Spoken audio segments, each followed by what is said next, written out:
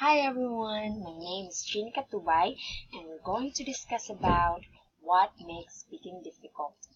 Now there are 5 stages in the speaking process. We have conceptualization, the formulation, the articulatory buffer, we also have the articulation, and the last one is the auditory feedback.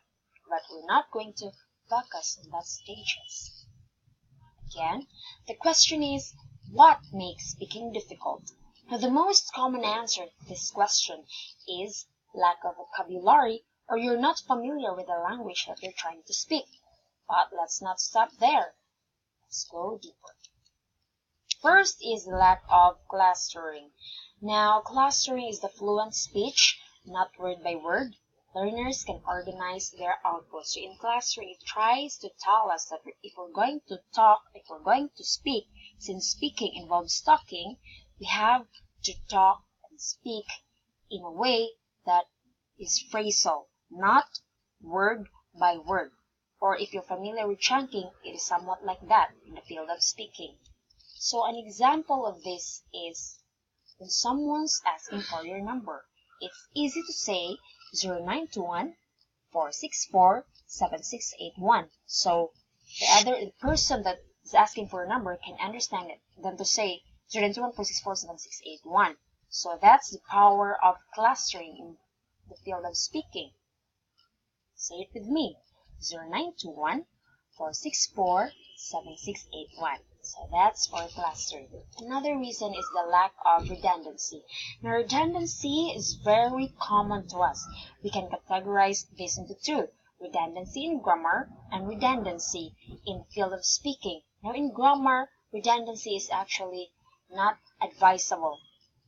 But in the field of speaking, redundancy is very important. So let's read the definition of this. Redundancy: making the meaning of the speech clear. The speaker has the opportunity to make meaning clear. So an example of this is inside the classroom. So if the teacher can notice that the students didn't get their lesson, she will again reteach, or she will have the thing called repetition. Or another, if the teacher is asking a student and the whole class is very noisy and the student didn't get the question, the student will try to say, "Ma'am, can you repeat the question, please?" Or, "Ma'am, I didn't get the question." Pardon, like that. So there, redundancy took its place. Another is reduced forms. Now, in reduced forms, it is necessary to learn the reduced form to sound like a native speaker because the reduced forms are used in the daily speech.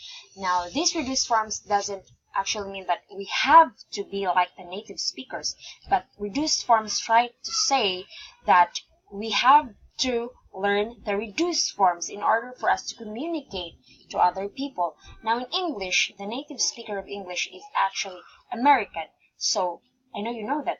So again, an example of this is give me a minute. So inside the classroom, our teacher not taught us to speak in reduced forms, like for example, I want to go for a ride. I want to go, not like that, but they teach us the formal way. I want to go. So an example here is give me a minute. So only native speakers use this one, but because of the influence, others use this also. So give me a minute.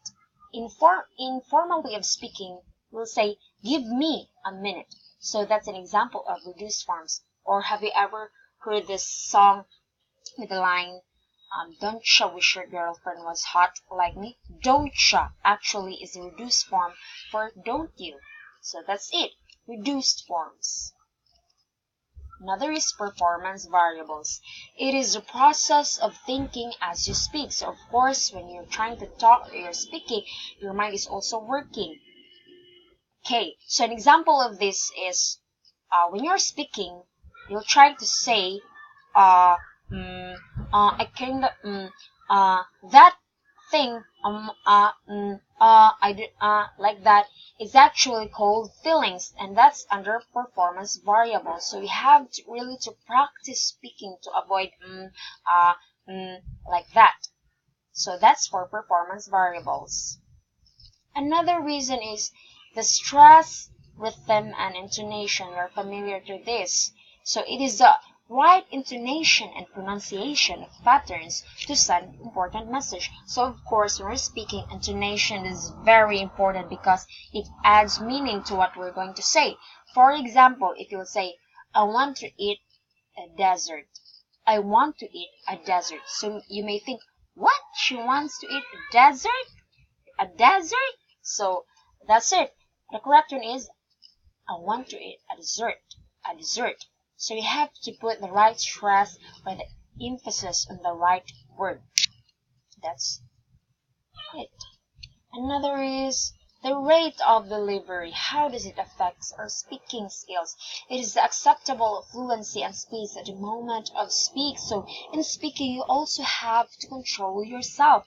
You have to have a good rate of delivery. Not too fast, not that slow. Because if you're too fast, others may get you, and if you're too slow, others may find it boring also. So you have to have this kind of skills. And we have also interaction. So interaction, we do this every day, so this is very familiar to us.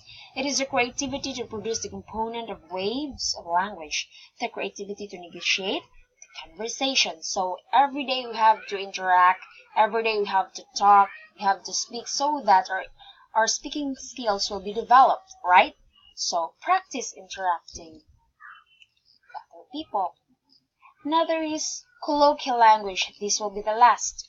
So colloquial language is the acquisition of idioms and phrases of colloquial language. So again, if you're not familiar with the language that they're trying to speak, there's possibility that everything will be a mess. So there's a difficulty of speaking. So you have to practice. You have to learn colloquial language for you to interact with other people, because not all people will speak in formal way. So you have to practice colloquial language and try to study them.